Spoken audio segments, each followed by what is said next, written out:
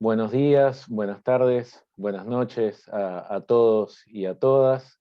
Mi nombre es Héctor Bernardo, soy profesor de la Universidad Nacional de La Plata, de la Facultad de Periodismo y Comunicación Social. Soy periodista del diario Contexto y también director del Observatorio Latinoamericano de Comunicación y Procesos Políticos de la Facultad de Periodismo y Comunicación Social de la Universidad Nacional de La Plata. En el día de hoy, en el marco de las charlas que nos venimos dando, tanto en el diario Contexto como en el Observatorio Latinoamericano de Comunicación y Procesos Políticos, vamos a charlar sobre el resultado de las elecciones en Colombia, y para ello tenemos a un invitado, un amigo de la casa, Javier Calderón, sociólogo e investigador de origen colombiano, un especialista en todo lo que pasa en Colombia, en todo lo que han sido estos años de lucha por llegar a este resultado que se dio este domingo 19.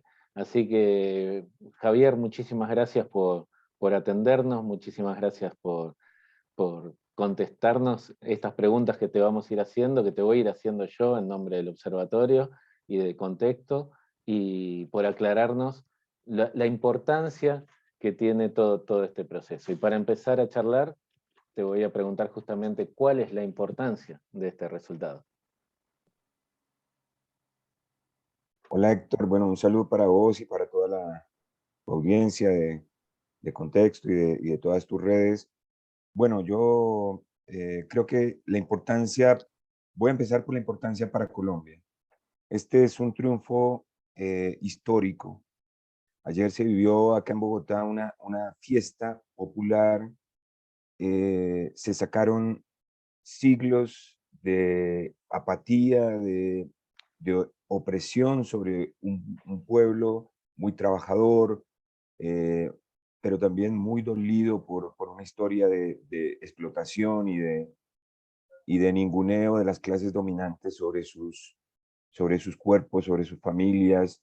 Una sociedad que en los últimos años se ha venido empobreciendo, que ha visto cómo el gobierno de forma indolente pues ha seguido poniéndole impuestos y quitándole impuestos a los ricos, ¿no? Y ampliando la desigualdad, la enorme desigualdad que padece el país. Así que este es un triunfo también que recuerda que en otras ocasiones la izquierda y el progresismo trató de llegar por las urnas al gobierno y no lo logró porque sus principales cuadros fueron asesinados. Ayer se recordaba en Bogotá a Pizarro, a Bernardo Jaramillo, a Pardo Leal y al propio Gaitán, ¿no? Algo más atrás de nuestra historia, todos asesinados en ese camino de disputar por las urnas el poder en Colombia. Había sido frustrado. Ayer se rompió esa frustración y empieza el camino de una nueva etapa para el país con un programa progresista de izquierdas, sin zigzagueos, con la convicción de tener que sacar de ese hoyo de la guerra, de la pobreza, al país. Para Latinoamérica, yo creo que significa más o menos lo mismo. Y es que Colombia dejó de ser el día de ayer el Caín de América Latina. Un gobierno entregado a los intereses de los Estados Unidos, entregado a la política exterior de los Estados Unidos, que había jugado un papel fundamental en el bloqueo económico en contra de Venezuela, que había jugado un papel en favor del bloqueo a Cuba, que había jugado en contra de la integración latinoamericana. Ayer, el gobierno que triunfó, que se va a posicionar el 7 de agosto próximo, ya anunció que va a hacer todos los esfuerzos para integrar a América Latina y para abrir un diálogo cordial, pero definitivo con los Estados Unidos para cambiar la historia de nuestra América.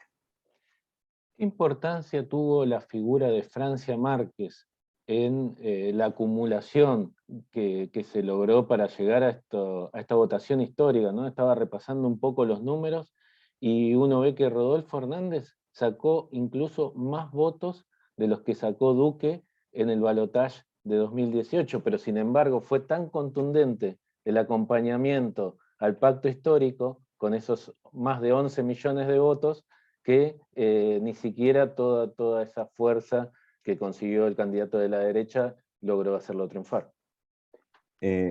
Mira, Francia Márquez se convirtió en un símbolo de todas esas personas que desde abajo nunca habían tenido voz en el Estado colombiano, que nunca habían sido reconocidas siquiera como parte importante de la nación. Yo creo que esto es fundamental porque ella representa esa Colombia profunda, la Colombia popular, afrodescendiente, indígena, las mujeres que habían sido completamente excluidas del país, de las decisiones fundamentales del país, y que sobre ellas ha recaído los esfuerzos del trabajo, de la hiperexplotación que han hecho, que han construido la nación y nunca se les ha reconocido. Ella, y yo creo que un sujeto social muy importante, que fue la juventud, le dio el triunfo al pacto histórico. Ayer salieron a votar millones de jóvenes que nunca antes habían salido a votar. Y por eso logramos, o logró el país, romper las maquinarias, el clientelismo. Para dimensionar esto, como tú muy bien lo dices, el establecimiento, el Estado, las maquinarias, el poder económico, las mafias estaban poniendo todo para que Rodolfo Hernández ganara. Sacaron los mismos o un poco más de votos que hace 4 años, y sin embargo el pacto histórico y la campaña de Gustavo y Francia logró superar la barrera de la abstención, logró superar la barrera de los votos históricos que ningún candidato en la historia había logrado obtener. Fueron las mujeres, los sectores populares y los jóvenes los que le dieron la victoria al pacto histórico.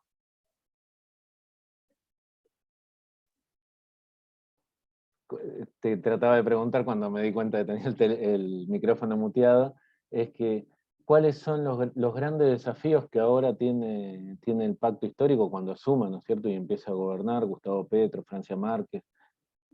Hay que ver qué fuerza tiene la oposición en el Congreso para tratar de impedir, ¿no es cierto?, que avancen los proyectos del gobierno, pero ¿cuáles son los principales desafíos, los primeros pasos que tendría que empezar a dar este gobierno? Bueno, a mí me parece ayer en su primera locución ya como presidente electo, Gustavo Petro planteó algunos de sus desafíos que yo considero que atina. Él tiene claro cuáles son los principales desafíos que va a tener desde el 7 de agosto. El primero de ellos es unir al país. Un país completamente fragmentado, un país que viene de tantos años de violencia política, tiene que pasar la página y construir desde este gobierno popular una paz que ha venido siendo esquiva, frustrada, zigzagueada por las clases dominantes. Ayer el mensaje fue claro. Petro recoge las banderas del Acuerdo de Paz del 2016 y se compromete a construir la paz completa en el país en los próximos 4 años. Ese va a ser su gran desafío.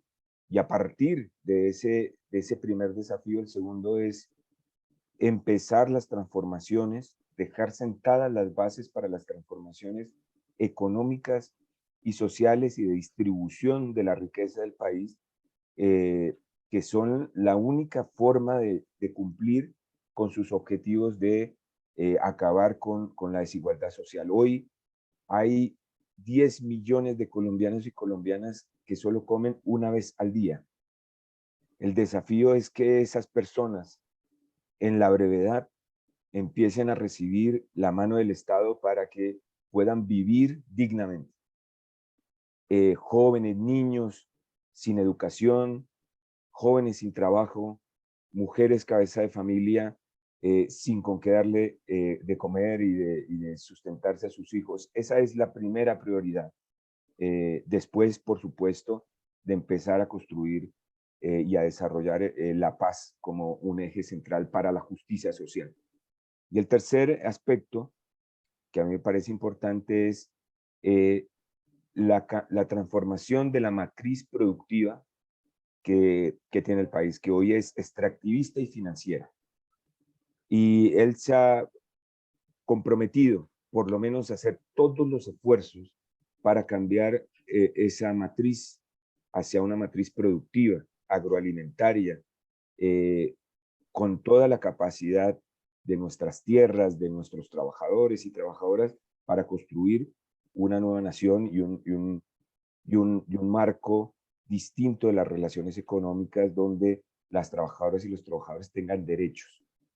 Después vienen otros desafíos que ya lo mencionábamos en la política exterior y sobre todo en construir un primer gobierno de izquierdas que garantice, que le envíe un mensaje a Colombia que es posible gobernar, que la izquierda y el progresismo tienen la capacidad de gobernar para construir un proyecto de futuro. Creo que estos 4 años van a ser fundamentales para que en el futuro el progresismo y la izquierda puedan continuar estas sendas de transformaciones que se pondrán en camino en estos 4 años, porque han sido tantos años de neoliberalismo y violencia en Colombia que es imposible que en 4 años se resuelvan todas sus problemáticas. Y creo que también tenemos que ser conscientes de ello. Entonces, me parece que el desafío va a ser sentar las bases y dejar sembrado también en la sociedad ese camino y la posibilidad de que haya una continuidad en el proyecto progresista, con una oposición que va a ser furiosa, Héctor. Va a haber una oposición furiosa que se acaba de quedar sin el Estado, que ha sido su fuente principal de enriquecimiento. Lo que ha pasado es trascendental en ese sentido. Por primera vez en la historia, la clase dominante colombiana perdió su fuente de riqueza, que es el Estado. En Argentina dicen la patria contratista. La patria contratista perdió ayer y está furiosa y va a ser una oposición, ojalá racional, pero ya sabemos que las derechas en la oposición hacen, eh, e imponen su fuerza de forma demencial, como lo han demostrado en varias partes de América Latina. Así que hay que estar preparados y la certeza que debe tener y que creo que tiene el gobierno es que va a estar en la Casa de Nariño conduciendo las riendas del país, pero también tiene que seguir en las calles construyendo política y derrotando a la oposición furiosa y violenta que seguramente va a estar activa en los próximos 4 años. Como cierre justamente mi pregunta iba en ese sentido, digamos, sabemos que la democracia no es solamente ir cada 4 años a ejercer el voto y nada más, ¿no es cierto? De hoy el pueblo colombiano ha mostrado una capacidad de organización, una capacidad de unidad para un proceso electoral. Ahora, cómo sigue, digamos, ese proceso en el pueblo, más allá de la conducción, que obviamente siempre es importante desde el Estado. Bueno, yo creo que tiene muchos desafíos el pueblo colombiano que salió ayer a votar por Gustavo Petro. El primero de ellos, y me parece fundamental, es que consolide el proyecto político Pacto Histórico. Tiene que salir a consolidar ese proyecto político como un proyecto para los próximos 100 años. Un proyecto que le dé al país una perspectiva de futuro, y eso significa pues organización, sentar mucho diálogo, sentar las bases de un gran acuerdo social organizativo de ese proyecto político que incluya pues una multiplicidad de sectores, un degradé de visiones, pero un acuerdo común sobre el país que queremos construir. Ese es el primer desafío, porque el pacto histórico hasta hoy es una coalición electoral que por supuesto ha salido triunfadora, pero que necesita pasar hacia otra instancia orgánica que permita que se consolide ese proyecto político, que se consoliden esas ideas que están expresadas en el programa, que se consoliden como parte orgánica de núcleos ciudadanos, de núcleos sociales para que sea permanente, para que tenga un proyecto a largo plazo. El segundo es tener la capacidad de leer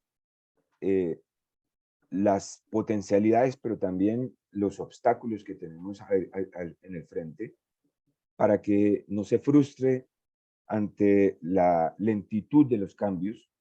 Hay una sociedad necesitada y que seguramente va a estar acuciosamente exigiendo las transformaciones, pero ya sabemos que en el Estado las transformaciones son más lentas, las acciones son lentas, y vamos a encontrar un Estado completamente capturado por esas clases dominantes y por funcionarios y funcionarias que van a obstaculizar algunas de las acciones que se van a desarrollar o de los programas que se van a desarrollar. Entonces va a haber que sopesar y que comunicar muy bien a la sociedad los ritmos de la transformación política que se van a emprender desde el 7 de agosto. Tenemos que estar, yo creo que el pacto histórico tiene que estar conectado orgánicamente, pero también cotidianamente con la sociedad, para que vaya de forma transparente viendo cómo se desenvuelve el gobierno y sienta que está haciendo todos los esfuerzos para cumplir con su palabra. Esos son, como a mi modo de ver, los dos grandes desafíos que tiene la población colombiana y ese sujeto político, pacto histórico, en la consolidación de un proyecto popular en Colombia. Javier, muchísimas gracias por tu tiempo, muchísimas gracias por tu respuesta, por ayudarnos a comprender este fenómeno, y muchísimas gracias al pueblo colombiano que ayer le dio una enorme alegría a toda América Latina. Así que Gracias, Héctor. bueno, hasta la próxima, seguiremos charlando sobre los fenómenos de América Latina en general, de Colombia en particular, pero vos sos un experto en toda América Latina, así que seguramente seguiremos con otras charlas. Te mando un Muchas gran gracias, abrazo. Héctor. Un gran abrazo.